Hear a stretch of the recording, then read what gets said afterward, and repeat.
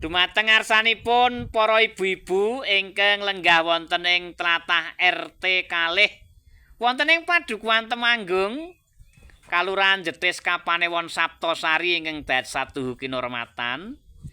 Kepareng badhe matur sowan kula enjang menika sesarengan kalian Bapak Suranto. Bakule iwak laut saking tlatah Kepek Saptosari Gunung Kidul. Ingkang sepisan ngaturaken kula nuwun kaping kalihpun ngaturaken salam taklim mugi katur dumateng panjenengan sedaya. Wontene ndungkap ingkang angka 3 kepareng badhe ngaturaken sayur mayur lan ugi lauk pauk.